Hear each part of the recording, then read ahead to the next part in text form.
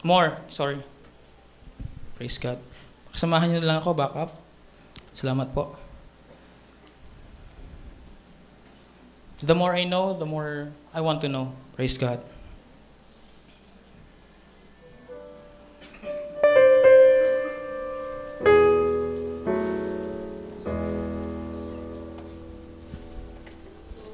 I'm coming out.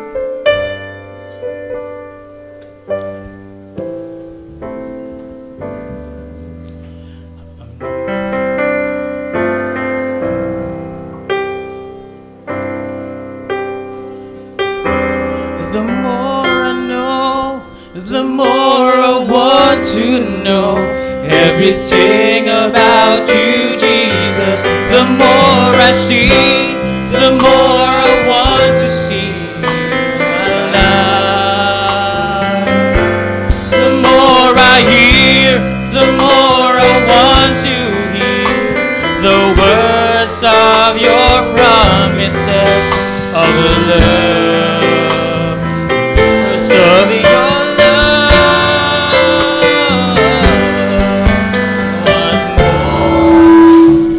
one more. Pastor Ray, dandas po.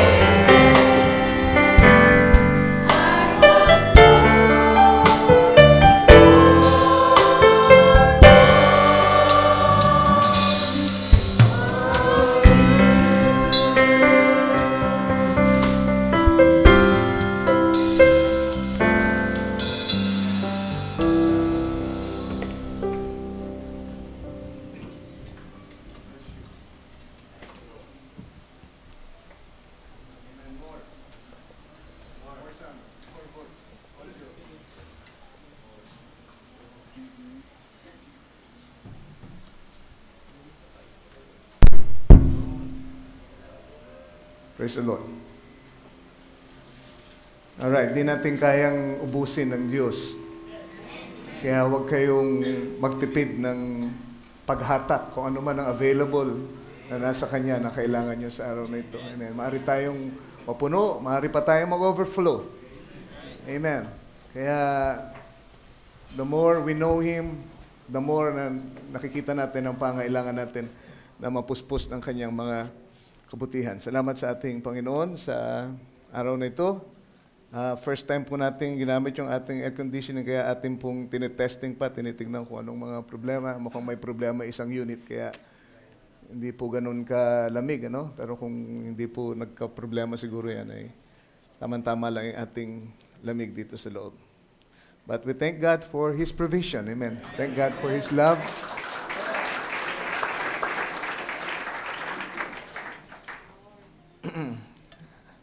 Bago tayo tumungo sa ating mensahe ngayong umaga, ay mag-aalay tayo ng mga sanggol sa ating Panginoon. At hiling ko na maghanda na ang mga magulang. Unahin natin marahil si Nino Jess de la Rosa, na anak ni na Sister Abigail at Brother Nino de la Rosa. Amen. Hiling ko na sila'y lumapit dito sa harapan. Dala ang kanilang baby, si Baby Nino, at ang kanilang mga witnesses ay Sister Abby at saka si Ann Margaret Manulat. Sister Abby, please, kung nandito sa harapan. Amen. Yes, Jesus loves me. Yes, Jesus loves me.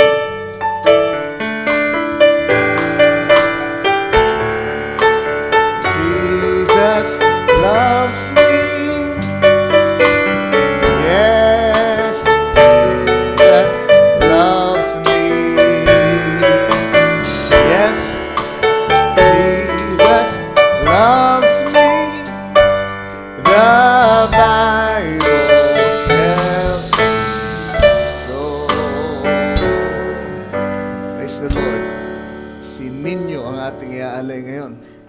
Ninyo, ano ba ibig sabihin ng ninyo?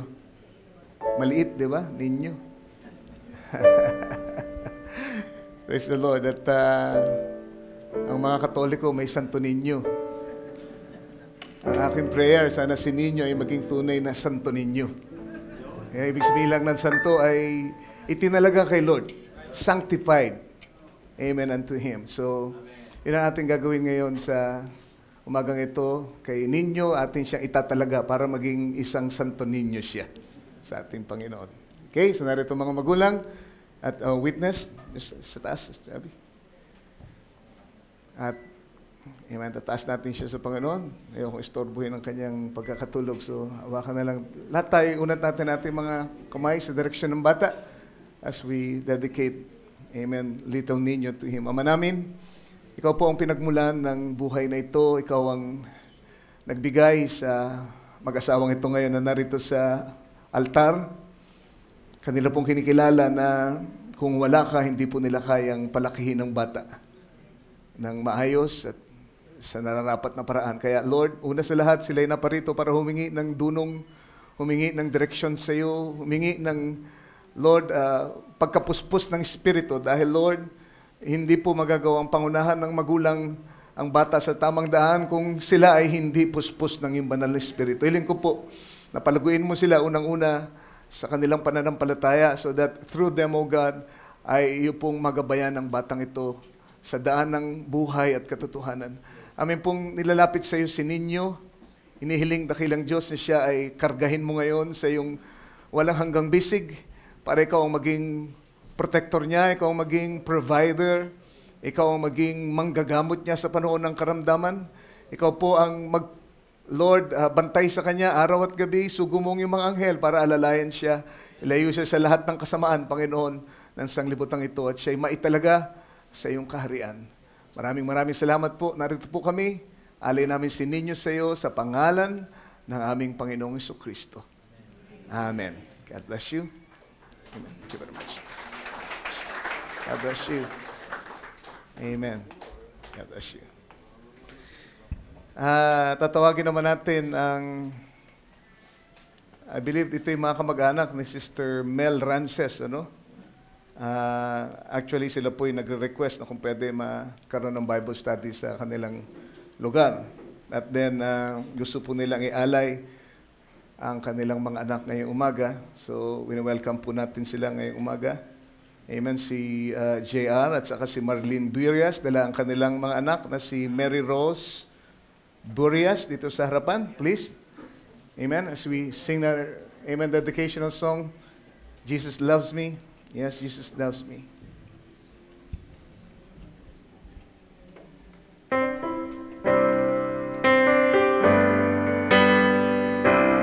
Amen.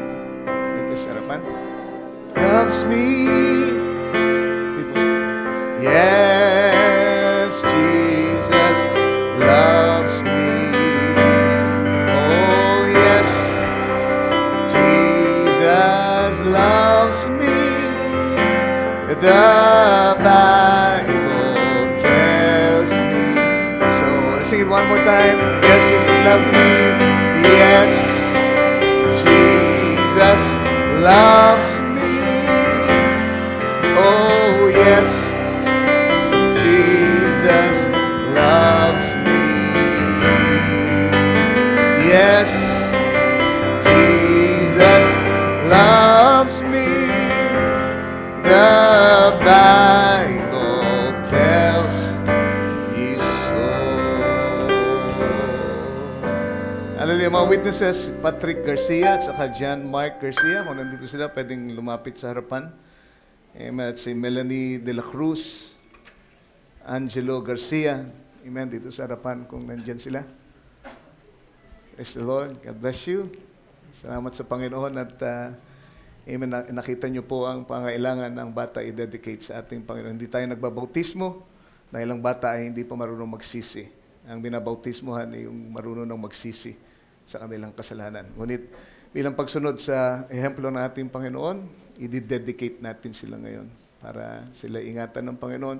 Narinig ko na isa sa kanila ay masasakitin na bata. Sino ba yun? Siya o yun. Pareho silang masasakitin. Okay?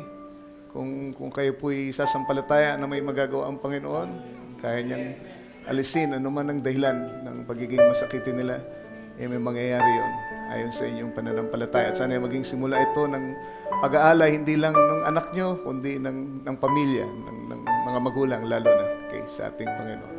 Okay, unahin natin si Mary Rose. Mary Rose, please. Alay natin siya sa Panginoon. Taas natin ating mga kamay sa direksyon ng bata. Ama, narito si Mary Rose Burias. Narito mga magulang na kamag-anak ng aming kapatid, Brother Mel, Sister Mel, Lord. I'm sure narinig nila ang tungkol sa pananampalataya. Narinig nila ang paraan ng aming, Lord, pag-aalay ng bata dito sa church. At kaya po sila ay nag-decide na dali ng batang ito para ialay siya, Panginoon, sa iyo. Panginoon, i-honor mo po ang pagkilala ng mga taong ito sa iyong kadakilaan, sa iyong pagka-Diyos, Panginoon. Ama, hiling ko po na as I lay my hand upon this child, Lord, Mary Rose, Lord, hiling ko po na padaluin mo ang iyong dakilang spirito, Lord. Ama, sabi ng aming propeta, ang dugo mo ay naglilinis sa lahat ng bata, Panginoon. Siya ay natatakpan ng iyong banal na dugo at siya ay beneficiary, Lord God, ng latay mo doon sa Kalbaryo, Lord. By your stripes, ang sabi, we were healed already, Lord.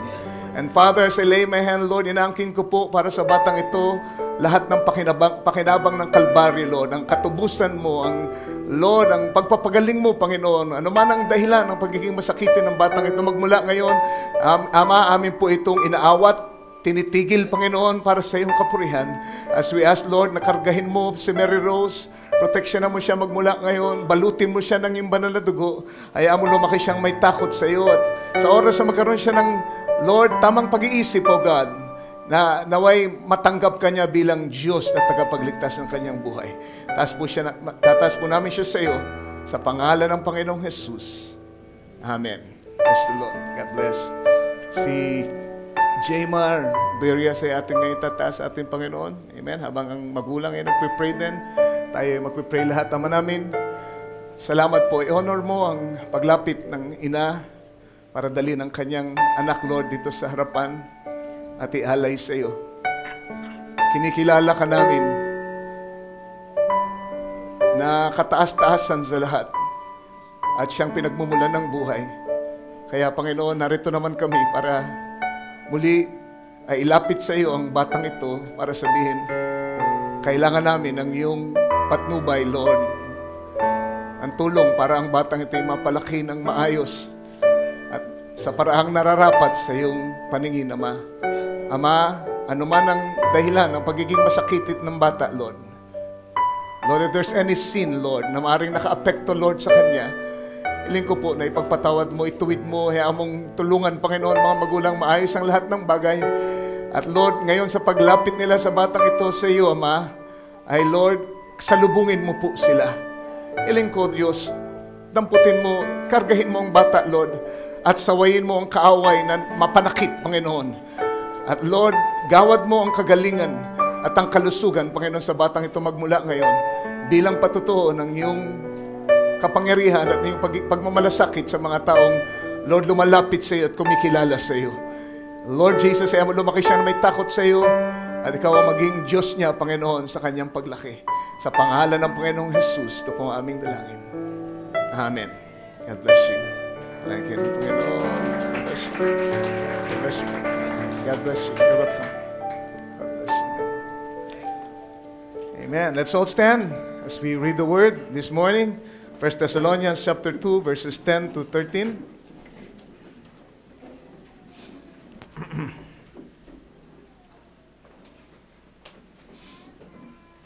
Pakibuksan na lang natin ito isa pang electric fan, please. Yun nandito sa may poste. Kung pwede. Yan. Para makatulong.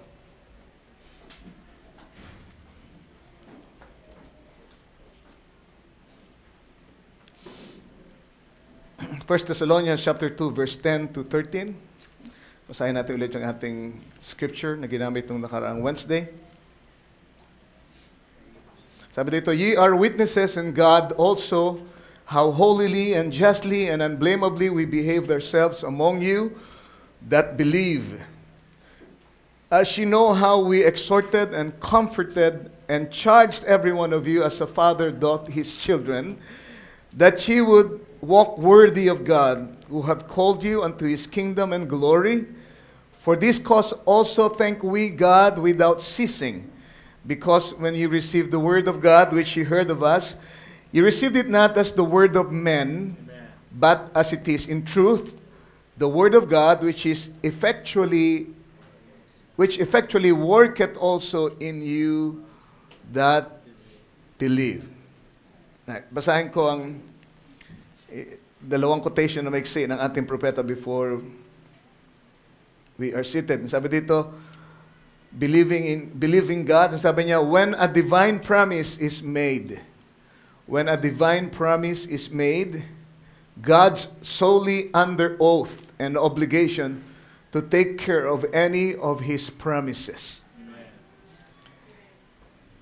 And God is worth no more than what His word is worth.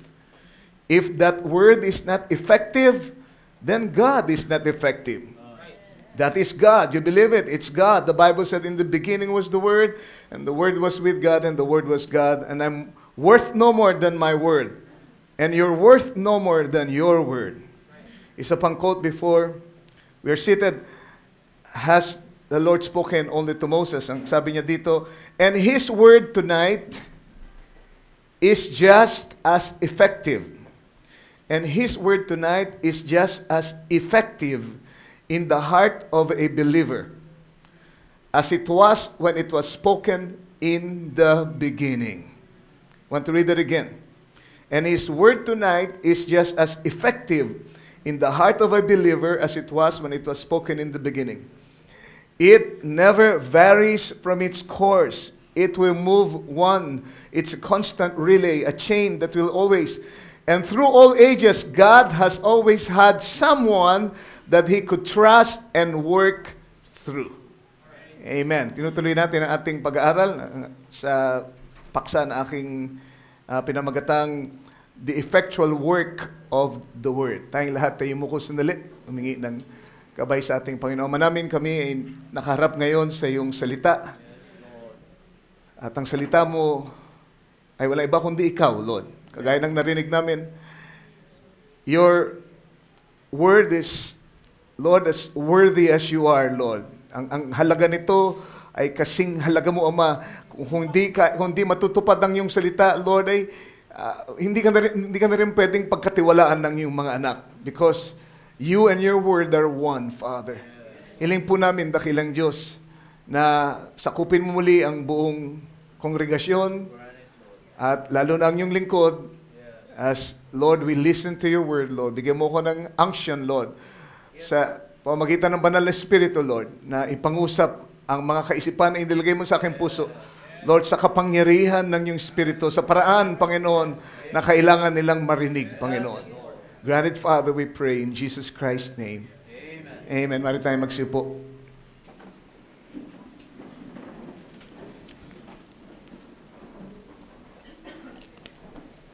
The effectual work of the Word. This is part 2. Nung nakaraang Miyerkules, ay pinakita natin kung paanong ang Diyos gustong-gusto niya na in-express niya ang kanyang sarili. He is a God of expression. Kaya nga, marami siyang attributes na ngayon ay patuloy niyang in-express sa kanyang pakikipagrelasyon sa kanyang mga pinili, sa kanyang mga anak. Because He was the great eternal Spirit before the foundation of the world, bago pang magsimula ang panahon, naroon na siya. Amen.